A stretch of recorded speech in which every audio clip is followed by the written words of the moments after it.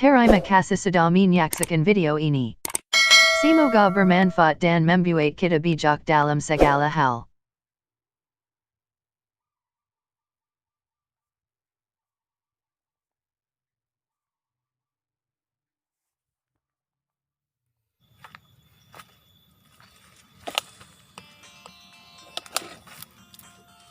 Oke ya, ikuti terus channel ini. Di bagian selanjutnya kita akan membahas benih bibit yang dari kecil. Jangan lupa subscribe. Oke, banyak pertanyaan yang diajukan oleh teman-teman untuk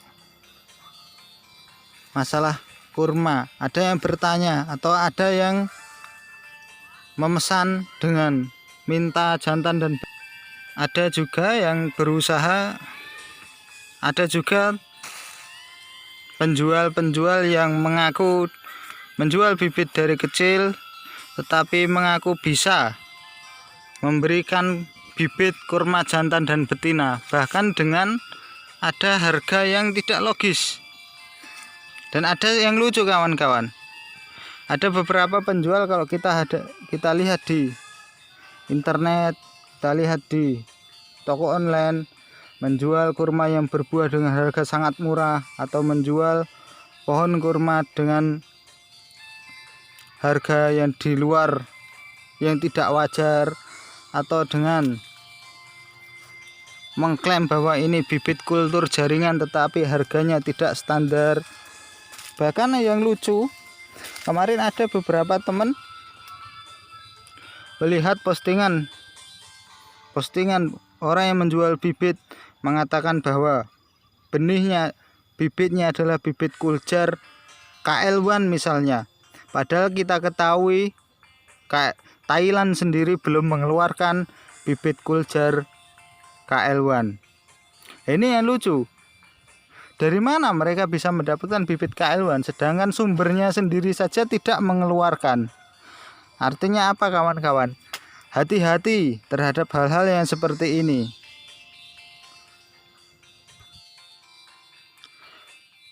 Oke, ada juga orang yang mengatakan bahwa dengan metode pemilihan biji, yaitu dengan biji yang lancip, bisa dilihat biji yang lancip, atau juga dengan ada yang biji yang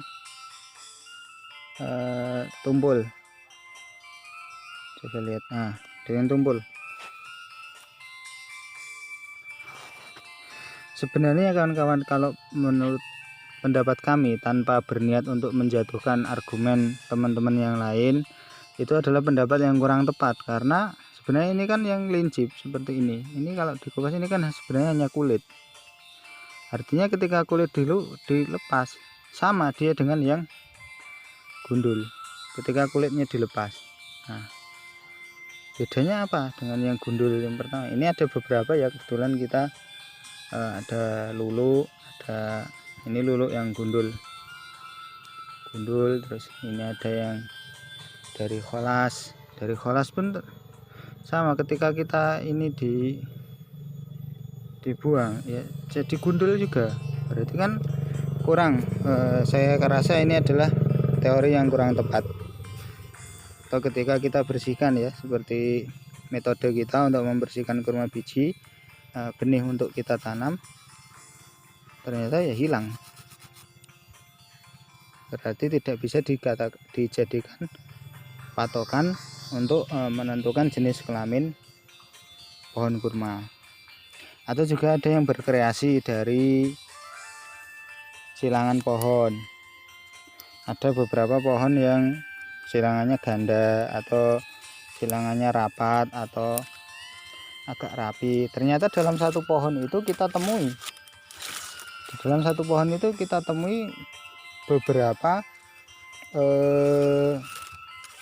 beberapa variasi. Maka itu juga kami rasa juga kurang tepat untuk mengidentifikasi dari kelamin kurma itu.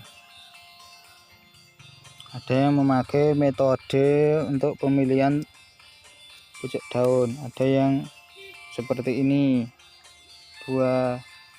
Tapi ternyata dalam satu pohon kita temui sama. Ada beberapa pola yang bervariasi juga. Ya mungkin bebas saja buat teman-teman untuk berkreasi, berinovasi, atau mungkin bereksperimen. Tetapi yang perlu diingat, jangan sampai kita mengklaim nah ini kuljar ini dari benih dari kuljar, ternyata polanya seperti ini. Tetapi dalam satu pohon juga ada yang nah ternyata juga ada yang seperti ini, ada yang bercabang 2, ada yang bercabang 1. Ya boleh saja sekali lagi ya boleh saja untuk bereksperimen, tetapi jangan sampai kita mengklaim bahwa cara kita itu bisa memastikan kondisi kelamin pohon kurma jantan dan betinanya, karena memang belum ada untuk bisa sebuah penelitian atau jurnal penelitian dibuktikan secara ilmiah.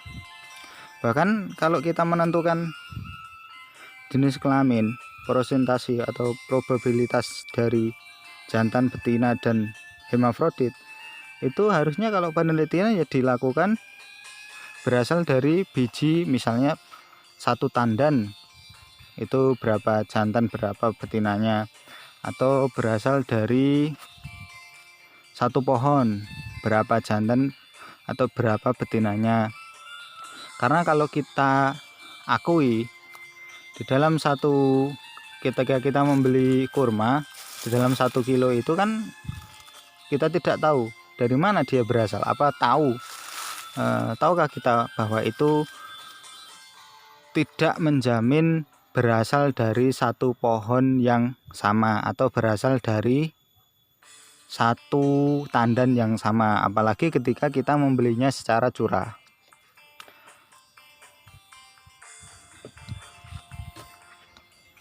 Atau memang benihnya dari benih kultur jaringan, dimana kita ketahui kalau benih kultur jaringan itu bisa kita ketahui kelaminnya, karena hampir 100% ketika induk yang dipakai atau sampel yang dipakai untuk pembuatan benih berasal dari pohon betina, ya tentu saja dia akan menjadi betina. Dan ketika benih yang diambil dari jantan, maka dia juga akan menjadi pohon jantan. Kita kebetulan punya ya beberapa pohon kuljar yang sengaja langsung kita grounding ke bawah. Kalau yang di sini tadi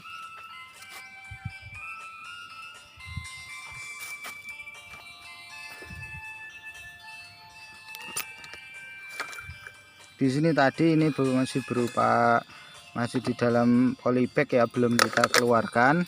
Ini karena memang kita seleksi sambil menunggu nanti ketika ada yang berbunga, itu kan baru ketahuan kalau itu pohon jantan atau betina, baru kita masukkan ke tanah atau kita grounding ke tanah. Ini usianya sekitar 2 tahunan ya, 2 tahunan seperti ini. Nah ini kita pakai pengairannya, kita pakai drip, jadi lebih hemat waktu dan lebih hemat tenaga, serta bisa dikontrol jam berapa kita mau nyiram, mau pagi mau sore. Nah ini yang masih kecil ya, belum kita pindah ke polybag yang lebih besar karena masih menunggu giliran. Ada yang mengatakan kalau dari teori pohonnya gemuk nanti jadinya betina, kalau kurus jadinya jantan. Nah kawan-kawan, ini usianya 2,5 tahun, masih berada di polybag karena belum berbunga. Ini dulunya sangat gemuk ketika waktu masih kecil, masih 2, bibitnya masih baru belajar untuk pecah daun. Ini bibitnya sangat montok sekali, bongsor sekali ketika waktu kecil. Tapi ternyata seiring dewasa, seiring bertambahnya usia, ada perubahan-perubahan fisik pada pohon ini. Jadi sepertinya dia dibanding dengan yang kemarin satu usia, tetapi ketika dewasa menjadi pohon yang lebih gemuk dari ini. Padahal ketika waktu kecil kondisinya penampakannya pohonnya sangat kurus. Nah, ini kawan-kawan yang pohonnya waktu kecil ini sangat kurus ya waktu kecil.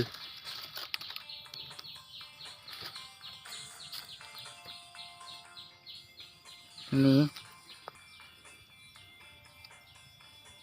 lagi ya kawan-kawan, ini video bukan untuk menjatuhkan atau bagaimana, tetapi ini untuk mengedukasi semua masyarakat agar tidak terlalu segera tergiur ketika ada yang menawarkan atau menawarkan bibit dengan harga murah dan sudah ada jaminan kondisi jantan dan betinanya. Karena pada dasarnya kita di dunia kurma di Indonesia ini adalah berangkatnya memang dari nol. Kita memang buta dan belum ada penelitian di Indonesia yang mengatakan bahwa ini pasti seperti ini, pasti seperti ini. Kita masih belajar semua kawan-kawan.